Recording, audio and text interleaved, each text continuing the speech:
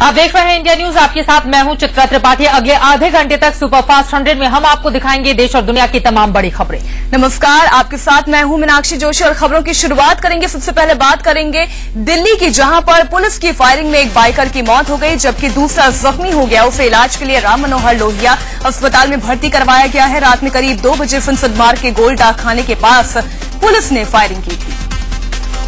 वही पत्थर हैं जो देर रात पीसीआर वैन पर जो बाइक सवारों ने जो है चलाए थे। पीसीआर वैन ने जो है एक बाइकर जो है उसके पिछले टायर में शूट किया, लेकिन जिस तरीके से पुलिस अधिकारियों ने बताया कि जैसे ही वो शूट किया गया तभी बाइक का अगला टायर ऊपर उठ गया, जिसके चलते जो है गोली जो है टायर में न लग के बल्कि जो है करण नाम के एक शख्स को लग गई। दिल्ली पुलिस की फायरिंग मौत मामले में पुलिस का कहना है कि बाइकर्स स्टंट कर रहे थे और जब उन्हें रोका गया तो वो पुलिस वैन पर पथराव करने लगी, जिसके बाद पुलिस ने फायरिंग की, जिसमें बाइकर की मौत हो गई। पीसीआर के स्टाफ ने उनको रोकने के लिए जो ये गोली चलाई थी और उस वक्त जो उनको हालात जिस वक्त थे उसके हिसाब से उन्होंने मौके पे ये गोली चलाई और इसके ऊपर क्या आगे फर्दर है मैं कोई टिप्पणी नहीं करूंगा, क्योंकि इस पे जांच हो रही है और जांच के बाद ही सब कुछ बात बताई जाएगी। दिल्ली पुलिस की थ्योरी पर भी सवाल उठना शुरू हो गया है। इंडिया न्यूज ने भी दिल्ली पुलिस से कई सवाल पूछे हैं। स्टंट कर रहे बाइकर्स पर क्यों चलाई गई गोली? क्या बाइकर्स को रोकने के लिए दूसरे तरीके नहीं थे? क्या बाइकर्स पर आंसू गैस के गोले नहीं छोड़े जा सकते थे?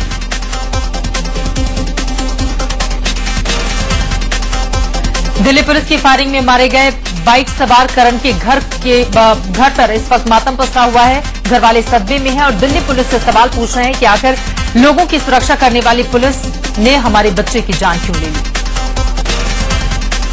पुलिस फायरिंग में घायल पुनीत का इलाज दिल्ली के राम मनोहर अस्पताल में चल रहा है। उसकी हालत स्थिर है। बताया जा रहा है कि जब पुलिस ने गोली चलाई थी तो वो बाइक चला रहा था और करण पीछे बैठा था। बाइक से गिरने की वजह से पुनीत को चोट लगी है। जिस वक्त पुनीत को अस्पताल में भर्ती कराया गया था उस वक्त पुनीत ने शराब पी हुई थी। फिलहाल पुलिस जो है पुनीत के बयान दर्ज करने की तैयारी कर रही है, जिसके बाद जो है आगे की कार्रवाई की जाएगी। यानी कि पुलिस जो है पुनीत के बयान दर्ज करने के बाद एफआईआर दर्ज करेगी। पंजाब की कपूरथला में शनिवार की रात गैंगवार में एक युवक को गोलियों से भून डाला गया। उधर युवक की मौत से उसके पिता को इस कदर सदमा लगा कि उनकी भी मौत हो गई। बताया जा रहा है कि बाइक सवार अपराधियों ने दीपा नाम के युवक को दौड़ाकर उस पर गोलियां बरसानी शुरू कर दी थी। इंडिया न्यूज के ऑपरेशन यमदूत ने अपना असर दिखाया है। ऑपरेशन यमदूत दिखाने के बाद आला अधिकारी हरकत में आए हैं और दोषी पुलिस वालों पर कार्रवाई के लिए हाई लेवल मीटिंग कर रहे हैं।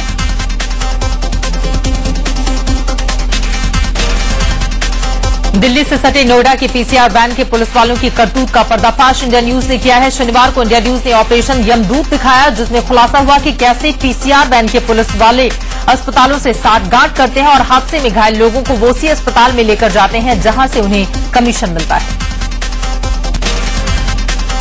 नोएडा ग्रेटर नोएडा एक्सप्रेसवे पर आए दिन होने वाले सड़क हादसे की वजह से इसे डेथ एक्सप्रेसवे कहा जाने लगा है, लेकिन यहां तैनात रहने वाली पीसीआर वैन भी लोगों की जिंदगी के साथ खिलवाड़ करते हैं। महामाया फ्लाईओवर पर तैनात पीसीआर वैन के पुलिसकर्मियों का भी कहना है कि उन्हें हादसे में घायलों को प्राइवेट अस्पताल में भर्ती करवाने के बदले अस्पताल वाले देते हैं कमीशन।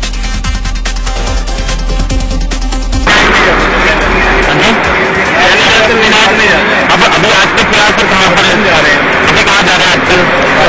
सरकारी जगह पे सर, और भी तो है सरकार से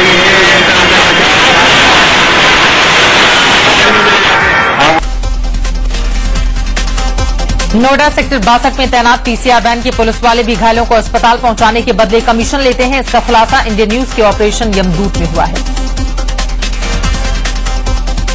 आईसीयू में हो चाहे नॉर्मल चोट हो चाहे जो भी हो। तो नमस्कार नवीन हॉस्पिटल से हम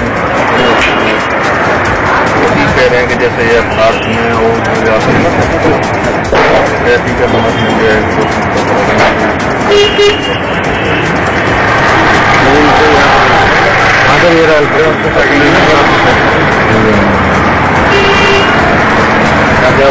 है बता दीजिए। वही पूछ रहे सर्वे करने का, आगे आप आएंगे तो बता दें। मैं तो बता दूं पिछले साल हम रहे थे, इस साल तो इस समय तो अभी आए बीच में दूसरी बात चले गए। जब पिछले साल या था 2000 देता था, अब 60 हजार हाँ जी, और 2.5 देता है। नोएडा के सेक्टर 62 में खड़ी पीसीआर नंबर 44 पर तैनात पुलिस वालों से जानना जब चाहा कि क्या उन्हें भी सड़क हादसे में घायल लोगों को प्राइवेट अस्पताल में भर्ती करवाने के बदले कमीशन मिलता है, तो उनका भी कहना है कि प्राइवेट अस्पताल वाले उन्हें 1,500 से 2,000 रुपए देते हैं। ऑपरेशन यमदूत के तहत इंडिया न्यूज की टीम तहकीकात करने नोएडा के जलवायु विहार पहुंची और वहां तैनात पीसीआर वैन 35 में मौजूद पुलिस वालों से जानना चाहा कि क्या उन्हें भी सड़क हादसे में घायलों को प्राइवेट अस्पताल में पहुंचाने के बदले कमीशन मिलता है, तो उनका भी जवाब बाकियों की तरह ही था। इंडिया न्यूज के ऑपरेशन यमदूत के सामने आने के बाद आम लोगों ने पुलिस महकमे पर सवाल खड़े किए हैं। लोगों का कहना है कि पैसे के लिए लोगों की जान खतरे में डालने वाले पुलिसकर्मियों को कड़ी से कड़ी सजा मिलनी चाहिए। दिल्ली पुलिस ने नेवी अफसर की पत्नी को जालसाजी के आरोप में गिरफ्तार किया है। ये वही महिला है जिसने कुछ वक्त पहले नेवी में वाइफ स्वैपिंग यानी पत्नियों की अदला बदली का आरोप लगाया था। पुलिस का कहना है कि महिला अपने पति से अलग रह रही है और उसने फर्जी दस्तावेजों के सहारे अपने पति के नाम पर बैंक से क्रेडिट कार्ड बनवाने की कोशिश की।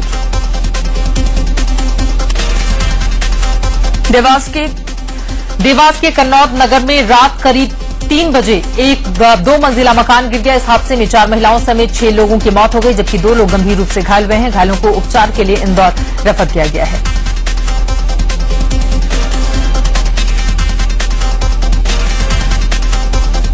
खाद्य सुरक्षा योजना को लेकर कांग्रेस और एनसीपी के बीच होड़ शुरू हो गई है। खबर है कि राहुल गांधी ने कहा है कि ध्यान रखा जाए कहीं इस योजना का क्रेडिट शरद पवार ना लूट ले जाएं। ये बात उन्होंने महाराष्ट्र कांग्रेस के अध्यक्ष माणिकराव ठाकरे से कही। राहुल ने कहा कि पिछली बार हमने किसानों का कर्ज माफ किया और श्रेय शरद पवार ले गए थे, जो इस बार नहीं होना चाहिए। दरअसल शनिवार को कांग्रेस उपाध्यक्ष राहुल गांधी ने दिल्ली में प्रदेश के पार्टी अध्यक्षों और विधायक दल के नेताओं के साथ बैठक की थी। बैठक में राहुल ने इस बात पर जोर दिया कि फूड सिक्योरिटी बिल को ज्यादा से ज्यादा प्रचारित किया जाए। कांग्रेस इस बिल को गेम चेंजर मान रही है और इसका पूरा क्रेडिट खुद ही लेना चाहती है। फूड सिक्योरिटी बिल पर अध्यादेश लाने वाली कांग्रेस को मायावती का समर्थन मिला है। बीएसपी सुप्रीमो मायावती ने कहा है कि उनकी पार्टी संसद में बिल का समर्थन करेगी।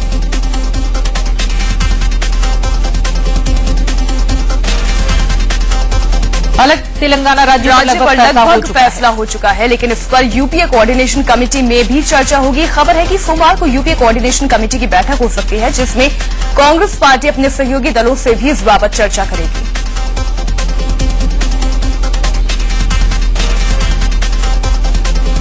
अलग तेलंगाना राज्य के गठन के संकेत मिलने के बाद सियासी माहौल गर्मा गया है। आंध्र और रायलसीमा क्षेत्र के मंत्रियों और सांसदों ने प्रधानमंत्री मनमोहन सिंह से मुलाकात कर आंध्र प्रदेश के किसी भी तरह के विभाजन का विरोध किया।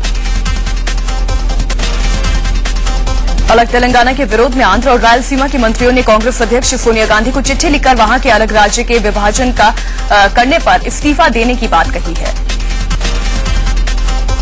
इसकी पहली खबर ये आई कि जल्द ही आंध्र प्रदेश को 2 हिस्सों में बांटकर तेलंगाना बनाने का ऐलान हो सकता है। सूत्रों के मुताबिक दिल्ली में कांग्रेस कोर ग्रुप की बैठक में राज्य के गठन को लेकर सहमति बन गई है।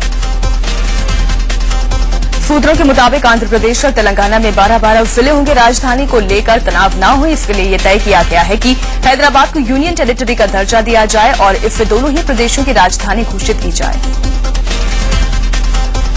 5 अगस्त से संसद का मानसून सत्र शुरू होगा। कहा जा रहा है कि मानसून सत्र से पहले ही सरकार अलग तेलंगाना राज्य के गठन का ऐलान कर सकती है, लेकिन ये ऐलान कांग्रेस कार्य समिति की बैठक के बाद ही होगा। अब मोदी के नाम पर मोबाइल भी लॉन्च होने वाला है। स्मार्ट नमो ब्रांड नाम से ये एंड्रॉइड फोन नरेंद्र मोदी के फैंस का एक ग्रुप लेकर आ रहा है। ये ग्रुप आने वाले 1 महीने में इस मोबाइल फोन को डिजाइन कर लेगा। इसके बाद नरेंद्र मोदी से मंजूरी मिलते ही इसे खास तौर पर लॉन्च किया जाएगा। आरजेडी सुप्रीमो लालू प्रसाद ने राहुल गांधी की जमकर तारीफ करते हुए लालकृष्ण आडवाणी और नरेंद्र मोदी पर खूब निशाना साधा। लालू ने कहा कि मोदी और आडवाणी जिंदगी में कभी भी देश के प्रधानमंत्री नहीं बन सकते हैं। आडवाणी और आडवाणी के चेला नरेंद्र मोदी साथ जिंदगी में भी हस्तिनापुर क्या गद्दी पर आने वाले नहीं हैं। ये नोट कर लो, भगवान के सामने मैं बोल रहा हूँ। हम भी फोरकास्ट करते हैं, पॉलिटिकल साइंस के विद्यार्थी रहे हम, और ये कभी बनने वाले नहीं हैं। इनका सफाया होने वाला है और सेकुलर ताकतें इस देश में भले हम लोग बिखरे हुए हैं, लेकिन हम इकट्ठा होंगे, इनको नहीं आने देंगे। कांग्रेस नेता शकील अहमद ने मोदी के वीजा विवाद पर चुटकी ली है। शकील अहमद ने ट्विटर पर लिखा है कि मैं अभी अमेरिका के करीब कनाडा में हूं। मैं राजनाथ सिंह जी को बताना चाहता हूं कि अमेरिका में बड़े अपने बच्चों के वीजा के लिए अप्लाई करते हैं।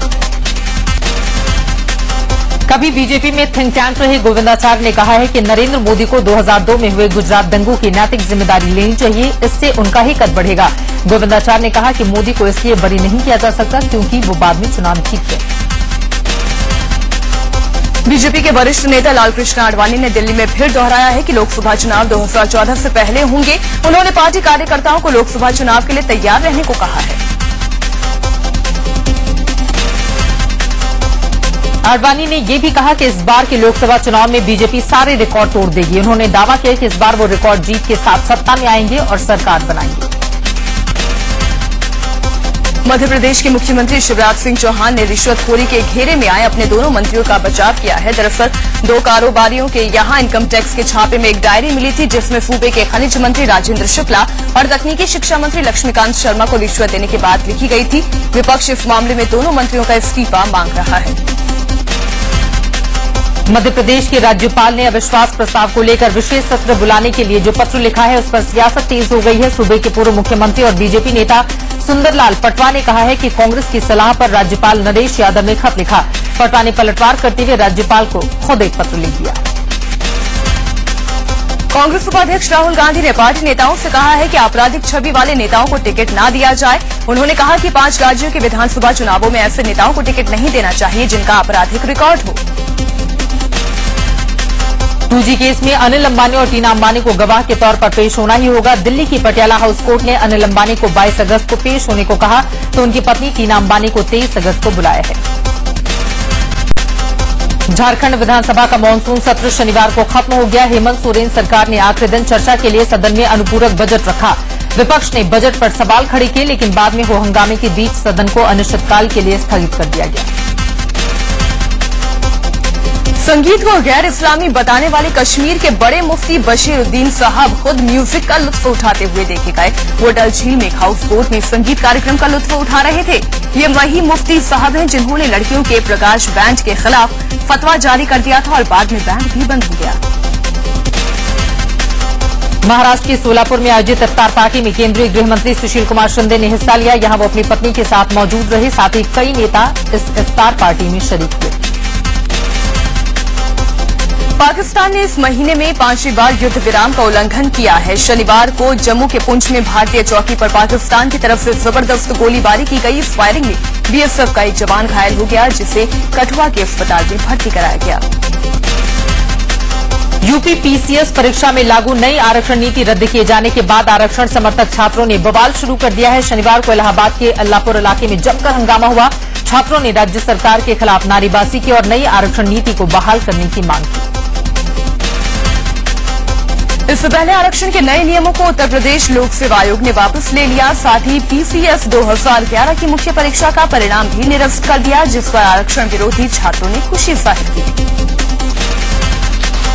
लखनऊ में उत्तर प्रदेश के मुख्यमंत्री अखिलेश यादव ने इंटर पास छात्रों को लैपटॉप बांटे। पिछले कुछ दिनों में यूपी में बारिश से कई जगह लैपटॉप पड़े पड़े खराब होने की खबर के बाद अखिलेश ने लैपटॉप बांटने शुरू कर दिए हैं। बसपा सुप्रीमो मायावती ने उत्तर प्रदेश सरकार पर अपनी नाकामियों को छिपाने के लिए लैपटॉप बांटने का आरोप लगाया है। मायावती ने एक बार फिर यूपी में राष्ट्रपति शासन लगाने की मांग दोहराई है। चारा घोटाला मामले में सुप्रीम कोर्ट से राहत मिलने के बाद आरजेडी मुखिया लालू यादव ईश्वर का शुक्रिया अदा करने में जुटे हुए हैं। शुक्रवार को लालू तांत्रिक गुरु विभूति नारायण और पगला बाबा के विंध्याचल आश्रम में आशीर्वाद लेने पहुंचे थे। इस दौरान उन्होंने तंत्र साधना भी की। बिहार में लगातार तीसरे दिन भी लाखों बच्चों को मिड डे मील नहीं मिला। छपरा कांड के बाद नियमों में हुए बदलाव के विरोध में प्राइमरी टीचर्स ने मिड डे मील व्यवस्था से खुद को अलग कर लिया है। मिड डे मील के विरोध में उतरे प्राइमरी टीचरों के साथ प्राथमिक शिक्षा निदेशक ने बातचीत की है। टीचरों ने अपनी मांगे सरकार के सामने रख दी है। 29 जुलाई को अगले दौर की बातचीत होगी। असम के लखीमपुर में 23 जुलाई को हुए 2 ग्रेनेड धमाकों के मामले में पुलिस ने 4 लोगों को गिरफ्तार किया है। इन धमाकों में 5 लोग घायल हो गए थे। बिहार में एक आईएएस अधिकारी के खिलाफ गैर जमानती वारंट जारी हुआ है। Bihar state cooperative marketing union के तत्कालीन प्रबंध निदेशक सीके अनिल के खिलाफ अभद्र बर्ताव करने और कई महत्वपूर्ण दस्तावेज गायब करने के आरोप हैं। झारखंड में दरोगा नियुक्ति मामले में हुई गड़बड़ी को लेकर राज्य के डीजीपी राजीव कुमार ने पूर्व डीजीपी जीएस रथ के खिलाफ कार्रवाई की अनुशंसा की है। मध्य प्रदेश के खंडवा में बारिश और बाढ़ ने तबाही मचाकर रख दी है। नर्मदा नदी के साथ साथ तमाम सहायक नदियां उफान पर हैं। मध्य प्रदेश के डिंडौली में लगातार बारिश के चलते नदी नालों में भारी उफान देखा जा रहा है। नर्मदा नदी का जल स्तर बढ़ता ही जा रहा है। राजस्थान के तालेड़ा में घोड़ा पछाड़ नदी में आए उफान से नदी के बीच बने महादेव मंदिर में पूजा करने आए 6 श्रद्धालु फंस गए हैं। रेस्क्यू ऑपरेशन वहां पर शुरू किया गया था। इंदौर में मोटापा कम करने के लिए लड़कियों ने एक अनोखा तरीका अपनाया है। सावन की फुहारों के बीच इन्होंने जमकर रेन डांस किया। होटल में इस डांस का आयोजन किया गया था।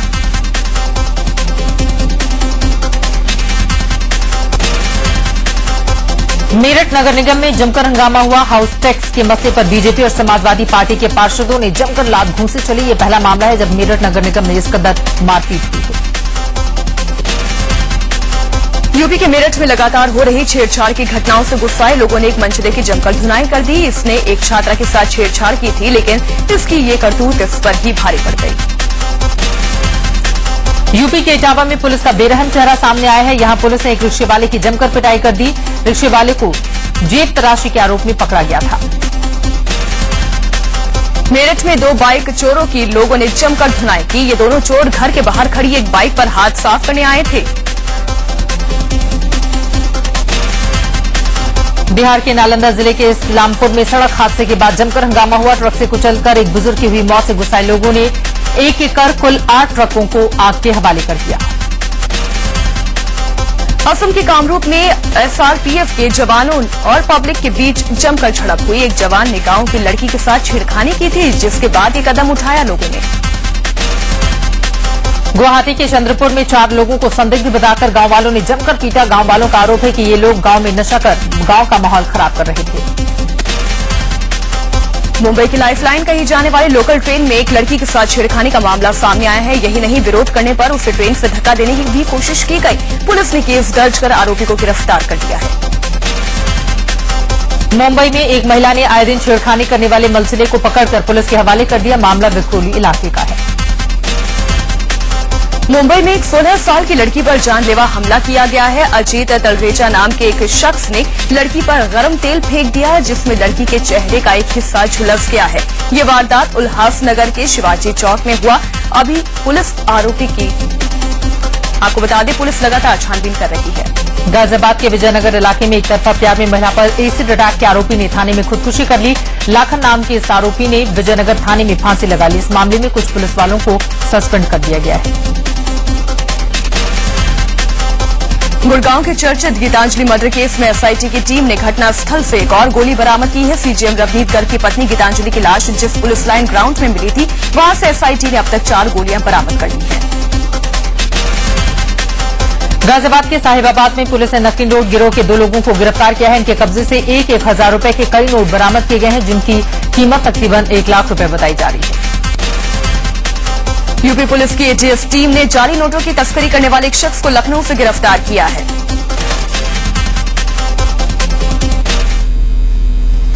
ग्रेटर नोएडा के सूरजपुर में एक शख्स के हिंडन नदी में डूबने से मौत हो गई। फरमान नाम का ये शख्स अपने दोस्तों के साथ नदी में नहाने गया था। राजस्थान के उदयपुर में स्वरूप सागर झील के किनारे एक नवजात बच्ची का शव मिलने से हड़कंप मच गया। पुलिस ने शव को पोस्टमार्टम के लिए भेजकर जांच शुरू कर दी है। फरीदाबाद में ऑनर किलिंग का मामला सामने आया है। गांव का एक लड़का अपनी उम्र से बड़ी लड़की से प्यार करता था और उससे शादी करना चाहता था। ये बात लड़की के घर वालों को नागवार गुजरी। आरोप है कि नाराज लड़की के घर वालों ने लड़की की हत्या कर दी। यूपी के शामली में एक ट्रेन के आगे टाटा मैजिक गाड़ी आने की वजह से ड्राइवर की मौत हो गई। हादसे के वक्त सामान ढोने वाली इस छोटी गाड़ी में ड्राइवर के अलावा उसका एक साथी भी सवार था। मुंबई के सायन में तेज रफ्तार कार ने बाइक सवार को टक्कर मार दी। टक्कर के बाद कार भी पलट गई। हादसे में बाइक सवार के साथ कार में मौजूद 2 लड़कियों सहित ड्राइवर बुरी तरह से घायल हुआ है। ग्रेटर नोएडा के परी चौक के पास एक टाटा 407 और स्कॉर्पियो की जबरदस्त टक्कर में एक शख्स गंभीर रूप से घायल हो गया। यूपी के शामली में आपसी कहासुनी के बाद एक ही समुदाय के 2 गुटों के बीच जमकर पथराव हुआ। झड़प में करीब 50 राउंड गोलियां चली। झड़प में 6 लोग जख्मी हुए हैं। उत्तर प्रदेश के कन्नौज का जिला कारागार कैदियों के लिए ऐशगाह बन गया है। प्रदेश के मुख्यमंत्री अखिलेश यादव की पत्नी डिम्पल यादव के संसदीय क्षेत्र कन्नौज के इस कारागार में कैदियों के लिए जुआ खेलने से लेकर पकवान बनाने और खाने तक की तमाम सुविधा मौजूद है। गुजरात की सूरत में क्राइम ब्रांच की टीम ने गुलेल गैंग के 4 शातिर सदस्यों को सूरत रेलवे स्टेशन से गिरफ्तार किया। ये गिरोह गुजरात, महाराष्ट्र, यूपी और मध्य प्रदेश में कार के शीशे तोड़कर कीमती सामान चुराने का काम करता था। दिल्ली एनसीआर में बढ़ती गाड़ियों की चोरी की घटनाओं की रोकथाम के लिए गठित टीम ने लड्डू गैंग के 3 सदस्यों को गिरफ्तार किया है। ये गिरोह पार्किंग में खड़ी गाड़ियों को लूट लेता था। आगरा के जिलाधिकारी के दफ्तर में तैनात एक बाबू घूस लेते हुए कैमरे में कैद हुआ है। इसकी शिकायत जब जिलाधिकारी से की गई तो उन्होंने बिना किसी कार्रवाई के ही चुप्पी साध ली। दिल्ली के पांडव नगर में बाइक चोरों ने एक बाइक उड़ा दी। घर के बाहर लगी सीसीटीवी कैमरे में चोरी की पूरी वारदात कैद हो गई। अब इस फुटेज के आधार पर आरोपियों की धरपकड़ की कोशिश की जा रही है। उत्तराखंड आपदा की 1.5 महीने बाद भी भटवाड़ी इलाके के सड़क मार्ग ठीक नहीं हो पाने की वजह से लोगों का गुस्सा भड़क उठा है। गुस्साए लोगों ने सीमा सड़क संगठन के अधिकारियों का घेराव किया। बिहार के हाजीपुर के एक सरकारी स्कूल में टीचर की लापरवाही सामने आई है। दूसरी कक्षा में पढ़ने वाला एक बच्चा छुट्टी के बाद अपने घर नहीं पहुंचा। घंटों बाद भी वो बच्चा क्लास में बंद मिला। मुरादाबाद के सिविल लाइन में एक मां की लापरवाही से उसकी मासूम बेटी कार के अंदर ही कैद हो गई। कार की चाबी अंदर रह गई। बाद में मौके पर पहुंचे लोगों ने कड़ी मशक्कत के बाद कार का दरवाजा खोला। यूपी के गोरखपुर से एक नर्सिंग होम की शर्मसार करने वाली तस्वीर सामने आई है। देवरिया की वंदना डिलीवरी के लिए यहां पर भर्ती हुई थी, लेकिन पैसे के चलते डॉक्टरों ने इलाज रोक दिया। शांति का संदेश लेकर कोरिया से सैकड़ों छात्रों का जत्था अमृतसर पहुंचा है। अमृतसर की सड़कों पर कोरिया के 600 छात्र छात्राएं नाचते गाते हुए निकले और शांति का संदेश दिया। शिरडी की साईं मंदिर में आने वाले भक्तों के लिए खुशखबरी है। साईं ट्रस्ट ने देसी घी से बनने वाले लड्डू का प्रसाद अब भक्तों को मुफ्त देने का फैसला किया है।